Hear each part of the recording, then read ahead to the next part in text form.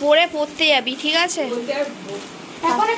Hello guys, কেমন আছো? আমি প্রিয়াঙ্কা চলে এসেছি প্রিয়াঙ্কা স্ল্যাপে। তোমাদের সবাইকে স্বাগত জানিয়ে শুরু করছি নতুন ভিডিও। তো এখন রাত সন্ধ্যা 6:30 বাজে, আর এখন আমি রেডি হয়ে নিচ্ছি। তো কেন রেডি হচ্ছি অবশ্যই তোমাদের সাথে শেয়ার করব। তো চলে যাব দিদিদের বাড়িতে, কারণ একটা বার্থডে পার্টির নিমন্ত্রণ আছে আজকে নিমন্ত্রণ। আর বোন তো কালকে বাড়ি চলে গেছে, কালকে পয়লা বৈশাখ আছে, কাল বোন বাড়ি চলে গেছে। বোনেরটা মানে অর্ডার দিয়ে পাঠিয়ে দিয়েছে, মানে নিয়ে চলে গেছে বোন। তো চলো ব্লগটা দেখতে থাকো, সব কিছু কি এখানে বলে দেবো? তো সব কথা এখানে বলছি না, দেখতে থাকো ব্লগটা। আশা করছি তোমাদের খুব খুব খুব ভালো লাগবে। তো আমি এখন রেডি হয়নি, দেখো ঘড়ি পরে নিয়েছি, মানে এখন শুধু ড্রেসটা চেঞ্জ করব, চলে যাব। তো দেখতে থাকো ব্লগটা, আশা করছি তোমাদের খুব খুব খুব ভালো লাগবে। তো গাইস নিচে চলে এলাম। নিচে বিকালে না দিদি আর সোনু বেবি ঘুরতে এসেছিলো আমাদের বাড়িতে। তো ওরা এখন বসে আছে, ওদের সাথেই চলে যাব। আর মার আজকে সন্ধ্যাবেলা চাম্পাটিতে যাওয়া হয়নি, তো মাকেও বড়ি বলছিল মা চলো আমাদের সাথে ঘুরে আসবে, আর সময়টাও কেটে। আর কাল পয়লা বৈশাখ গেছে, আর আমাদের আগে তো সেল চলছিল, একটু রেস্ট নেওয়া হয়নি, আর ওই জন্য একটু রেস্টও হলো। আর রান্নাঘরে চলে এসেছি, চাটা খেয়ে তারপরে বড়িতে বাড়িতে যাব। তো দেখো চায়ের সসপ্যান পাওয়া যায়নি, তাই জন্য মাই গামলিতে চা করেছিল। এখন আমার চাটা গরম করে নিচ্ছি, কারণ অনেক আগেই একটু চা হয়েছিল বেশি বসি। তো আমি সন্ধ্যা দিয়ে আসার পরে চাটা খেয়ে আর বড়িতে বাড়িতে চলে যাব। তো চলো এখন চাটা নিয়ে ঘরে চলে এলাম। আর দেখো চাটা আমার আরও গরম করার পরে না কমে গেছে। তো মাকেও একটু দিলাম আর বড়িকেও দিলাম, আর আমিও আর একবার একটু চা খাবো। আর সন্ধ্যাবেলাটা একটু চা না খেলে বলো কার কেমন অস্বস্তি হয়? আমার তো খুবই হয়। তো আমরা সবাই মিলে এখন চাটা খেয়ে নিয়ে তারপরে বেরোবো। তো দেখো কথা বলতে বলতে বেরিয়ে গেছি। আর এটা না মানে দিদিদের বাড়ির দিকে যাওয়ার রাস্তা। আর এখন এরম সাজানোর কারণও হলো একটা, কারণ কিছুদিন আগে ঈদ গেছে, মুসলিম পাশাপাশি কিছু আছে এই এলাকাটাতে। তো তাই জন্যে এখনও ওদের ওই মানে ডেকোরেশনটা খোলেনি। তো এখানটা যেহেতু মসজিদ আছে, তো সাজিয়েছিল সুন্দরভাবে। আর রাস্তা দিয়ে যাচ্ছি না, বেশ খুব সুন্দর লাগছে। পুরো সারা রাস্তাটাই এমনভাবে সাজানো ছিল। তো এই গলিটাতে ঢুকেছে এখন। তো এই গলিটাতের মধ্যেও খুব সুন্দর করে সাজানো, দেখো পুরো চাদরের মতো রাইস দিয়ে সাজিয়েছে। আর অন্ধকারও বোঝা যাচ্ছে না। তো চলো এই যে কথা বলতে বলতে চলে এসেছি বড়িদের বাড়িতে। আর বড়ি এখন কি করছে, সোনু কি করছিল। তো এখন এখানে রান্নাঘরে দাঁড়ানো যাচ্ছে না, চলে যাই দিদির পিছন পিছন ঘরে, কারণ এই যে মা সবে এসে আমরা দাঁড়িয়েছি অবশ্য। তো ঘরে গিয়ে বসি ফ্যানের হাওয়ার মধ্যে। আর বার্থডে বুঝতেই পারছো, কোনো লোকজন নেই, কিছু নেই। তার কারণও আছে, কারণ বার্থডেতে আর রান্নাবান্নার পার্টির জন্য যে খাবার দাবার সেগুলো সবই মানে কিনে আনা হবে, কিনতে অর্ডার দিয়ে আসবে।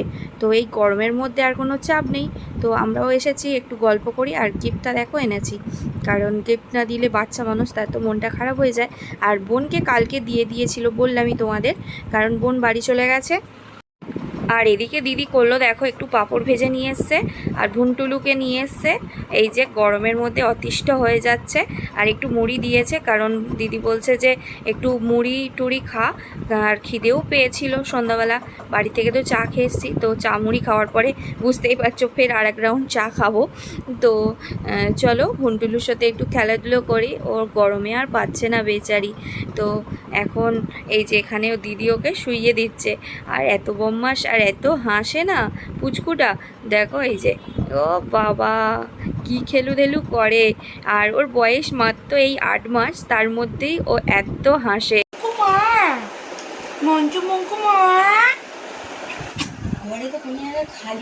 আর এখানে বেবি দেখো কালকে যে কেক কাটিং হয়েছিল বার্থডে বয়ের, তো সেই বার্থডে বয়ের কেক আমাদেরকে একটু দিচ্ছিল, কারণ ফ্রিজে ছিল। তো চলো মুড়ি তো খাওয়া হয়ে গেছে, এখন গামলির মধ্যে রাখলাম, হাতের মধ্যে পড়েছে, এখন নিয়ে খেতে হবে কেকটা। তো চলো আর খেয়ে দেখলাম বেশ ভালোই টেস্ট আছে কেকটার। তো আরেকটুও চাচ্ছিলাম সোনুর কাছে, যে বলছিলাম যে আরেকটু দে, বেশ ভালোই লাগছিল। আর এই যে মাও খাচ্ছে, মাকেও দিয়েছে। তো লাস্টটুকু ছিল, আমরা চেটেপুটে সব খেয়ে নিলাম। আর এখানে বসে বেশ গল্প হচ্ছে। ঘড়িতে এখন 8:30। আবার চলে এসছে ভুন্টু এই ঘরে, কারণ এক জায়গাতেও থাকছে না। আর এই যে দিদিভাই, ওনার বড় ছেলে, মানে ছুট করে কালকে জন্মদিন ছিল, মানে কেক কাটিং হয়েছে, আর দিদিভাই এলো কারণ অর্ডারগুলো নিয়ে এলো, তো অর্ডারই খাবার দাবার। আর এই যে বুড়ি, ওর তো আগেই দেখিয়েছি বিয়ে বিয়ে মানে নতুন কাপল ওরা, ওর হাজব্যান্ড এই যে পাশে বসে আছে, তো ও গিয়েছিল, এলো সবেমাত্র। আর অনেকটা সময় চলে গেছে, গল্প টল্প করা হয়ে গেছে। এখন দিদিভাই সবার খাবার দাবার সবাইকে বুঝিয়ে দিচ্ছে, আর আমরা বললাম প্রচণ্ড গরম, বাড়িতে গিয়েই খাই, তো আমাদের সব প্যাকেটগুলো নিয়ে নেবো। আর দিদিভাই বললো বাড়িতে মানে সরি দোকানে বাবার প্যাকেটটা দিয়ে এসছে। অপেক্ষার অবসান ঘটিয়ে এই যে বার্থডে বয় এলো 10টার সময় তার মামা বাড়িতে, তো তো ও আসুক আর আমরাও বেরিয়ে যাব, ওর গিফটও দিয়ে দিলাম। তো আসুক উপরে, আর বলছিলাম যে একটু দেখতে মানে ঠিকঠাক হয়েছে কি না।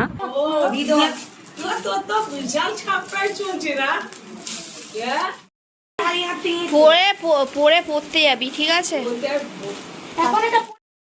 ভাল লাগছে বেশ, আমাদেরটা পরে দেখি। যা যা যা পর পর পর, হ্যাঁ যা যা, ভাল লাগছে, যা যা, হ্যাঁ হয়ে যাবে, তুই পরে আয় যা দেখি। বাহ, বেশি ভালো লাগছে।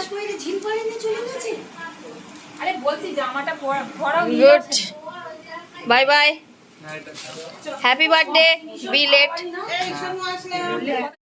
এই এর এক প্যাকেট দে, এই ও স্বাদ দিতে হবে।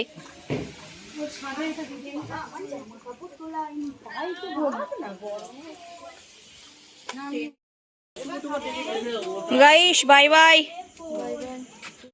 ভাল লাগছে বেশ এই কালারটা। এই আসছি সবাই, টাটা বাই বাই, ঠিক আছে গাইস। হ্যাঁ গুল্লা, তোর জন্মদিন এবারে কি হবে? তো গাইস বাড়িতে এসে বসে গেছি তিনজনে, মা বাবা আমি, বিরিয়ানি খুলে। আর বিরিয়ানিটা সত্যি খেয়েছি, খুবই সুন্দর ছিল। আর আজকের ভিডিওটা আমি এখানেই শেষ করছি। সবাই ভালো থেকে সুস্থ থেকো, প্রিয়াঙ্কাস লাইফের সঙ্গে দেখো। ভিডিওগুলো ভালো লাগলে বেশি বেশি করে লাইক শেয়ার করে দিও, আর ফেসবুক পেজে যে পেজটা আছে সেটাও ফলো করে নিও।